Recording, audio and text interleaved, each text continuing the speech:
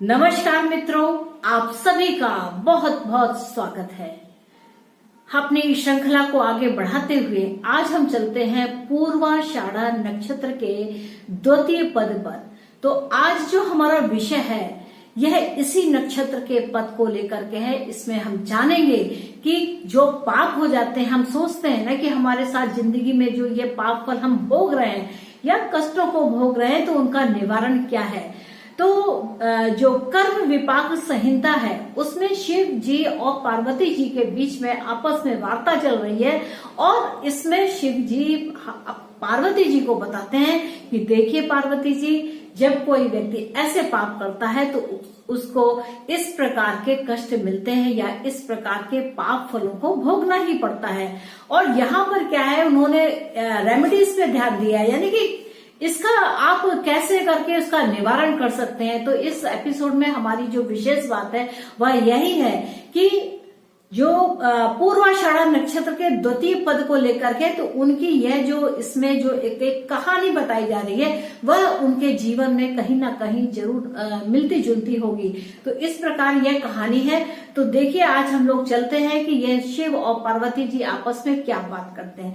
तो आगे बढ़ने से पहले मेरा आप लोगों से अनुरोध है कि अगर अभी तक आपने मेरे चैनल को सब्सक्राइब नहीं किया है तो कृपया मेरे चैनल को सब्सक्राइब करें और पूरा एपिसोड देखने के बाद अपने कमेंट के माध्यम से मुझे अवश्य बताएं कि आपको यह जो रेमेडीज के ऊपर जो शिव और पार्वती की वार्ता है वह कैसी लगती है।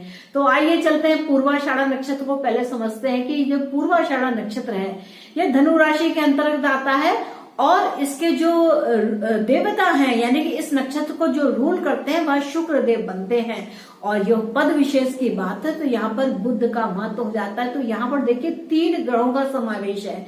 एक राशि का जो स्वामी गुरु है, साथ में नक्षत्र का स्वामी शुक्र है और पद का स्वामी बुध है। तो ये जो बुध शुक्र और गुरु हैं ये आपस में एक तरीके से देखा जाए कि सारे के सारे गुरु ही हैं। एक देवताओं के गुरु बृहस्पति देव हैं, राक्षसों के गुरु शुक्र देव हैं और जो बुध देव है यह स्किल देवता है, यानी कि आप जैसे जैसे अपनी भौतिक क्षमता के अनुसार जैसे विस्तार करते जाते हैं वैसा ही आपके साथ विस्तार होता जाता है। तो यह क्या है, इसके अंदर की अगर विशेषता की बात की जाए, इसको जो डाइटी इसमें बोलेंगे यह क्या है, वाटर गॉड है, यानी कि जल के देवता है। यानी कि जिस पात्र में गए वैसा ही रूप धारण किया और वैसे ही बन गए। तो इसका एक सिंबल जो है वह एलिफेंट टस्क से कहा जाता है। और यह शाखा पे शाखा चढ़ गए, यह काम कौन कर सकता है, यह बंदर कर सकता है। और इसका जो अल्टीमेट एक मोटिवेशन है वह मोक्ष प्राप्ति के लिए होता है। यानी कि इस नक्षत्र विशेष की विशेषता यही है कि यह अपने को मोक्ष लेना चाहता है। तो आप देखेंगे जिन भी जातकों का कोई भी ग्रह अगर इस नक्षत्र से संबंध रखता है वह जिस राशि में होगा, जिस भाव में होगा, वहां पर वह मोक्ष प्राप्ति के साधन को अपनाता है। और इसकी जो जाति कही जाती है ब्राह्मण वर्ण के अंतर्गत आता है और इसकी जो बेस्ट डायरेक्शन है वह पूर्व डायरेक्शन है। तो इस प्रकार है पूर्वाषाढ़ा, यानी कि क्या है कि जल तत्व, यानी कि जल तत्व यानी कि अपने आकृति को, अपने प्रकाश को, अपने चीजों को जल के जिस प्रकार से निरंतर बहता रहता है, एक जीवन की किरण देता है, या किसी प्यासे की प्यास बुझा सकता है, तो इसके अंदर वह क्षमता होती है। तो आइए बात करते हैं कि देखते हैं कि शिव जी पार्वती जी से इस नक्षत्र विशेष और पद विशेष के बारे में क्या बताते हैं।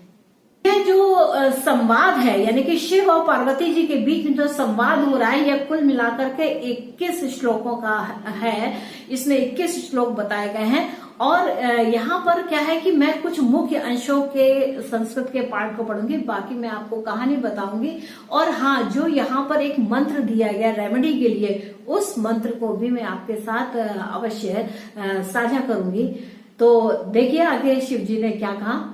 शिव उवाच कर्णाटे वै ततो देवी पुरम चाशिव संज्ञकम् वसन्ति तत्र बहवो वैश्या पण्योपजीवनः तन्मध्ये वैश्य एको हि धरणीकरवेषुता तस्य रूपवती भार्या सुंदरी बहु संयुता।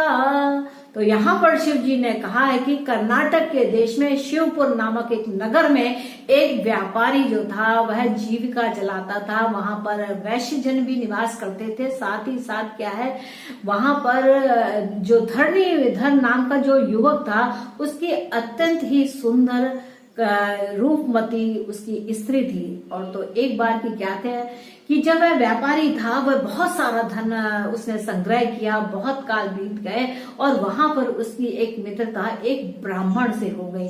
और क्या हुआ, कुछ एक दुर्भाग्य की बात हुई कि वहां को बहुत सारा वह जो ब्राह्मण था वह किसी कारण से, किसी पाप की सजा के कारण जो था वह अपने धन से अच्युत हो गया और बहुत ही कष्ट को भोगे। और कष्ट भोगते भोगते उसके जो सोना हीरा मोती आदि जो भी उसके पास धन धान्य था वह उसने उस व्यापारी को के पास रखा दिया। और ऐसा करने के बाद कुछ समय के बाद उसकी मृत्यु हो गई। उसके बाद क्या हुआ कि वो जो वैश्य था उसने क्या किया, उस ब्राह्मण के जो सारा धन था वह सब उसने उसका प्रयोग किया। और प्रयोग करते करते जब उसका जीवन समाप्ति की ओर बढ़ा तो धीरे धीरे उसकी मृत्यु हो गई। अब क्या हुआ है कि मरने के बाद क्या हुआ, तो वह जो स्त्री थी वह भी बड़ी गर्व से हीन थी और वहां पर यानी कि उसको शर्म लाज कुछ भी नहीं थी। और वह भी एक दिन क्या हुआ कि मर गई। अब क्या हुआ कि उन्होंने बताया, अब शंकर जी क्या कहते हैं कि पत्न्या से वरारोहे भुक्त्वा सर्वफलम तथा वक्योनिम तदोले वे चक्रवाक स्ततो भवता। अब शिव जी ने क्या कहा, हे वरारोहे, वह वैश्य की पत्नी जो थी वह पत्नी के साथ स्वर्ग सुख भोग कर फिर बगुले की योनि में आया और चकवे की योनि में आया और हंस की योनि में आया। इस प्रकार उसने 3 प्रकार के जीव को यानी कि इन बगुले की, चकवे की और हंस की योनियों को प्राप्त करता हुआ पुनः पुण्य प्रभाव से वह जो कुछ उसने पूर्व जन्म में अपने अच्छे कर्म किए थे। तो ये देखिए, ये जो मनुष्य जीवन है यहाँ पर आपको पुण्य कर्मों को महत्व देना चाहिए, क्योंकि इसी से ही आपके अगले जीवन का, अगले जन्म का सार्थकता सिद्ध होगी। आप जैसा विचार करेंगे, जैसा भाव रखेंगे, आप वैसे ही जन्म योनि में आपको जन्म लेंगे। तो यहाँ पर क्या है कि बगुला क्या है कि चुपचाप जब ही मौका पाया तो उसने अपने शिकार को पकड़ लेता। तो ये उसका कारण उसने जो कर्म किया था यानी कि ब्राह्मण के धन का उसने क्या किया, बगले की तरह चतुराई दिखा करके उसने उसके धन का प्रयोग कर लिया। अब क्या है कि यहाँ पर आगे फिर देखिए शिव जी क्या कहते हैं कि उसने ये सब योनियों को भोग करने के बाद ही उसने मनुष्य योनि को पुनः प्राप्त किया और उसकी स्त्री भी वही स्त्री बनी जो उसके पूर्व जन्म में स्त्री थी। अब देखिए क्या है कि यहाँ पर उसने ये शरीर तो मनुष्य योनि का प्राप्त कर लिया। तो अब देखिए क्या होता है, लेकिन उन्होंने क्या किया, इन्होंने यह शरीर तो पा लिया, लेकिन जो ब्राह्मण का धन था, जो पूर्व जन्म में उन्होंने ऐसा किया था, उस धन का उन्होंने कोई भी दान आदि नहीं किया था। किसी ब्राह्मण की वह रिस्पेक्ट भी नहीं करते थे, किसी ज्ञानी की वह कभी रिस्पेक्ट नहीं करते थे। तो इस कारण से क्या हुआ कि उनकी जो स्त्री थी वह पुत्रहीन हो गई, उसकी वह संतानहीन ही हो गई। और अगर हुई भी संतान तो वह कन्या हुई। अब आगे क्या है, और उसके साथ साथ दोष भी हुए। वह दोष क्या है कि कफ का दोष हो गया, वात का दोष हो गया, शरीर रोगग्रस्त रहने लगा और धनिक तो हुआ लेकिन उसके कन्या रत्न ही यहाँ पर।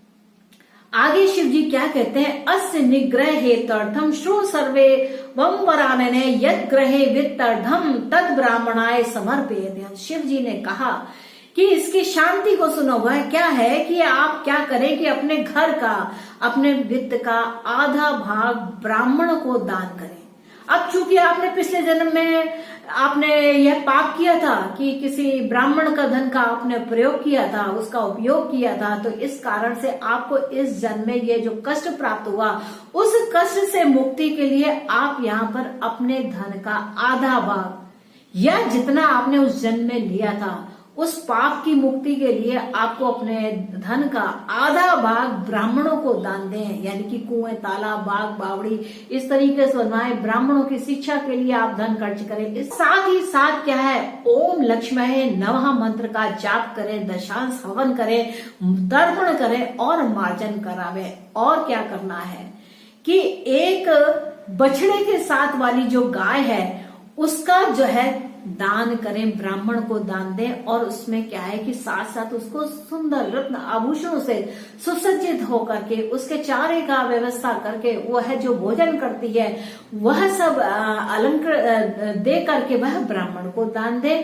और उसके बाद सब पूजनीय वेदज्ञ को 100, 200 और 300 ब्राह्मणों का श्रद्धा से भोजन करावे, यानी कि यहाँ पर ब्राह्मणों को भोजन दें, ब्राह्मणों को कपिला गौ का दान करें, उसको सुंदर वस्त्रों से अलंकार से सुशोभित करें और गाय के साथ उसके बछड़े का होना आवश्यक है। क्योंकि जब आप इस तरीके से श्रद्धा भक्ति के साथ में ऐसा दान करते हैं तो निश्चित ही भगवान भी आपकी बात सुनते हैं और आपको भी पुत्रवती बनाने का काम करते हैं, यानी कि संतानवती। जिस प्रकार से गाय अपने बछड़े के साथ के बिना नहीं रह सकती, तो इसी प्रकार का यह कष्ट होता है कि जब आप कोई ऐसा पाप कर बैठते हैं तो ऐसे में इस प्रकार के कष्टों को सहना होता है। और क्या करना है कि 100 पल सोने की एक वेदी बनाकर उस पर चांदी की ब्राह्मण की प्रतिमा बना करके दान करें। तो इस प्रकार कुल मिला के क्या व्यवस्था कही जा रही है कि ब्राह्मणों की यहाँ पर आप पूजन करें, उन्हें वस्त्र आदि से अलंकृत करें, या पंडित जी को जैसे कहते हैं कि नहीं कुछ तो साल में एक बार उनके लिए अन्न भोजन आदि की व्यवस्था करें, उनके लिए वस्त्रों की, उनके लिए अलंकार वगैरह दें और अलंकृत करें, गौ का दान करें। इस प्रकार के कर्मों को करने से आपके पापों से यहाँ पर छूट करके मोक्ष की प्राप्ति होती है। इसके बाद कहते हैं शिव जी कि श्रद्धा पूर्वक इस मंत्र का जाप करें। अब आप यहाँ ध्यान से देखिएगा। मम अपराधम देवेश क्षम्यताम पूर्व जन्मनः द्रव्यम मित्रस्य भो देव स्थापितम स्वगृहे मया। यहाँ पर शिव जी कहते हैं कि आप कपिल स्वरूप विष्णु हो तथा सर्व साक्षी हो, सर्वव्यापक। हे देवेश, पूर्व जन्म कृत में जो मेरा पाप हुआ है उस अपराध को क्षमा करें। और हे देव, मित्र का धन अपने गृह में रखकर अज्ञानवश, मित्र का गृह अज्ञानवश नहीं दिया और इससे मेरा यह अपराध हो गया। और ऐसा भगवान कहते हैं कि पूजित प्रतिमा को ब्राह्मण को दें और ऐसा करने से शीघ्र ही पुत्र की प्राप्ति होती है। और शिव जी ने कहा कि हे देवी, ऐसा जब कोई पूजन है, यानी कि अपने अपराध को मान लेता है कि मुझसे ऐसी गलती हो गई और उस अपराध के लिए वह पुण्य कार्य भी करता है, जैसे ब्राह्मणों की रिस्पेक्ट करता है, दान पुण्य करता है, कपिला गौ आदि का दान करता है। तो ऐसा करने से क्या है कि अगर जिसके बिल्कुल प्रॉब्लम ही हो कि जन्म बच्चे का हो ही नहीं रहा है, तो भी ऐसे में ये सब कार्य करने से निश्चित ही अच्छे पुत्र की प्राप्ति होती है। तो आगे शिव जी कहते हैं, मृत वत्सा लभेत पुत्रम चिरंजीविन मुत्तमम व्याधम सक्षयम यान्ति नात्र कार्य विचारणा। तो शिव जी कहते हैं मृत वत्सा स्त्री भी दीर्घायु और उत्तम संतान पाती है तथा उसकी सब व्याधियां नष्ट हो जाती हैं, इसमें कोई भी संदेह नहीं है। तो मित्रों, ये तो था पूर्वाषाढ़ा नक्षत्र के द्वितीय पद को लेकर के यह जो कारण और निवारण आपको निश्चित तौर से समझ में आया होगा। और आशा है कि आपको मेरा यह एपिसोड अच्छा लगा होगा। और आपने अगर अभी तक मेरे चैनल को सब्सक्राइब नहीं किया है तो कृपया मेरे चैनल को सब्सक्राइब करें और लाइक करें और शेयर करना तो बिल्कुल मत भूलें, ताकि ऐसी रेमेडीज जो बिल्कुल सही हैं, बिल्कुल सार्थक है, जिसमें कोई बनावटीपन नहीं है, ये साक्षात शिव जी पार्वती जी से कह रहे हैं, ऐसी रेमेडीज को जब आप करते हैं तो निश्चित ही आपको पुण्य फलों की प्राप्ति होती है। तो नेक्स्ट एपिसोड हमारा पूर्वाषाढ़ा नक्षत्र के तृतीय पद को लेकर के होगा। तब तक के लिए मुझे आज्ञा दीजिए, मिलते हैं नेक्स्ट एपिसोड के साथ। बने रहिए चैनल के साथ, तब तक के लिए नमस्ते।